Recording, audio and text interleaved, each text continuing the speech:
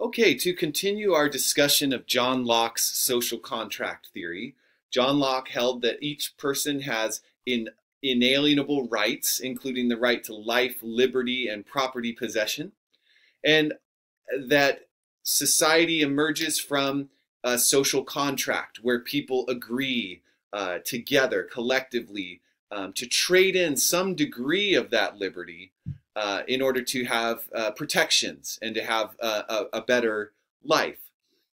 But any social contract that violates those inalienable rights is null and void, and people have a right to rebel against such a way of organizing people. So two things that are essential to Locke's position. Number one, that each person within a society is and remains sovereign. That is essential to maintaining one's inalienable right to liberty. So each person has to be free and autonomous. Second, that the people, and we're talking about society now as it's formed itself, the people are a collection of autonomous and independent individuals who've consented, who've agreed to a social contract. So what that means is that they are free and yet obligated. Okay, so they are not absolutely free, as that would be an anarchist society. So people are free, they're autonomous and independent, and yet obligated. They've consented. They've agreed to a social contract. And what they've agreed to in a democracy is to abide by majority rule.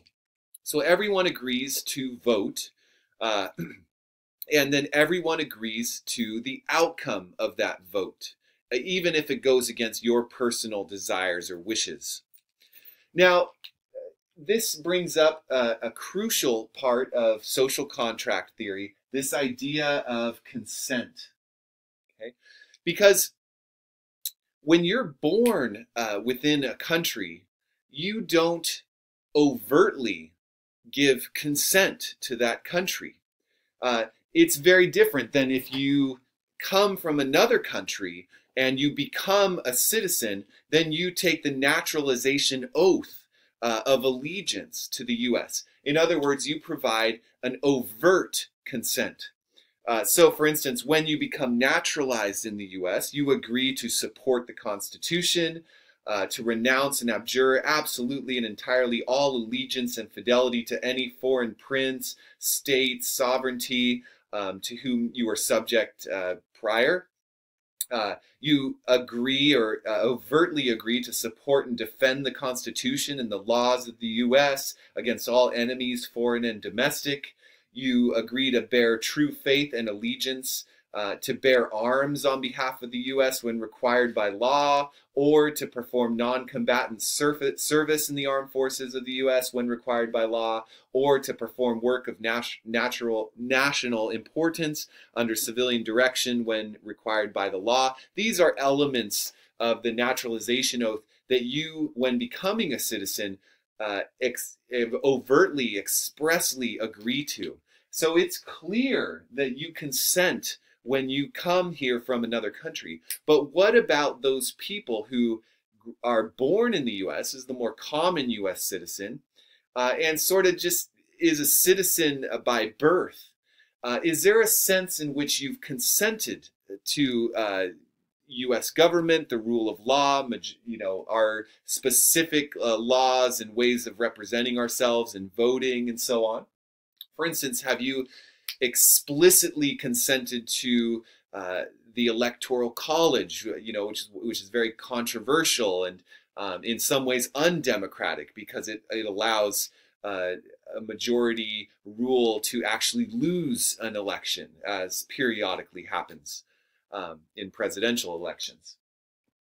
So in what sense have you consented? You haven't done it overtly. You didn't have to take an oath. So for Locke, you still have consented. It's that you have performed tacit consent.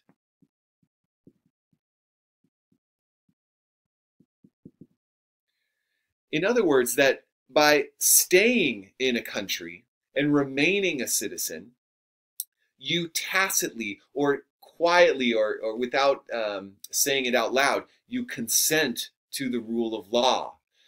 So that is the way that John Locke deals with people who've grown up in a country and are citizens by birth. You still have consented, but not overtly. You've done it tacitly. And that does bring up some questions of what is required to tacitly consent, and have those requirements been met in the U.S.? Okay, so let's think about what it means, what tacit consent means. One thing that consent means is that, number one, you must be sufficiently informed. Okay?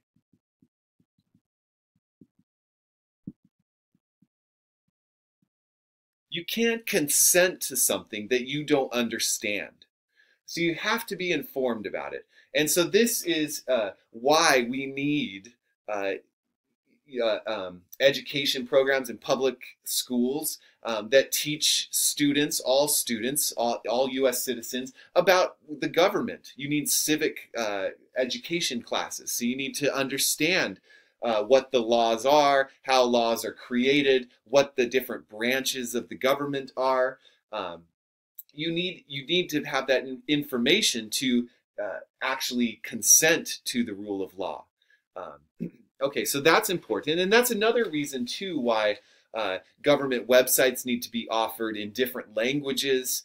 We need to make sure that all U.S. citizens have at least the ability to learn about their government. So if they don't learn, it's on them. It's not because they don't have access to the information. It's another justification for public libraries and having computers in them, so that people who don't have a computer and don't have access can still go and look up government websites and learn about what the laws are and how the government operates. And then you need, for any consent, it needs to be, you need to have a realistic option of not consenting. Okay, so realistic option to not consent. Because if you can't not consent, sorry for the double negatives there, but if you have no option of opting out, then it's more of a coercion.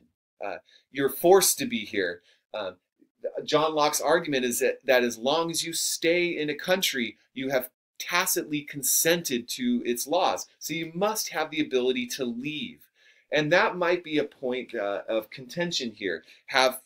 Is it accurate to say that U.S. citizens have tacitly consented when there are a number of barriers that might prevent someone who doesn't agree with the rule of law and doesn't agree with the formation of the government and the Constitution and so on? There might be real barriers to leaving, including financial barriers. Now, someone might say, well, anyone can, put their efforts in the right place and save up and make enough money to leave a country, but it can be a non-starter for a lot of people because it's very expensive to move yourself. You also need to be accepted by another country that presumably you are in agreement with, that you do consent to their rule of law. So it requires, it's not simply a matter of just leaving, it requires admission to another country. And that could be another significant barrier. We might also point out that there's emotional ties to a place. You might feel emotionally connected to the land that you live on while not consenting to the government that, that's whose jurisdiction it is in. Okay, so there might be emotional reasons. Family might keep you from leaving and so on. So there might be emotional bonds that might not easily be broken. Okay, So it's not to say that U.S. citizens have not tacitly consented to the rule of law, but these are some potential issues. If we look at the idea of tacit consent and U.S. citizenship critically, these are some potential issues that need to be accounted for if we are to carry over Locke's argument and say that all U.S. citizens have consented. Another important point is that you haven't consented until you are an adult in the U.S., and for that reason, that's why you don't have the ability to vote, and you don't have, you're not required to serve in the military. So there's a point when someone becomes a legal adult, and it's that point that tacit consent is made. It's at that point that someone is considered independent enough to leave if they don't consent to the rule of law. Okay, well that'll do it on tacit consent, and of course, let me know if you have any questions.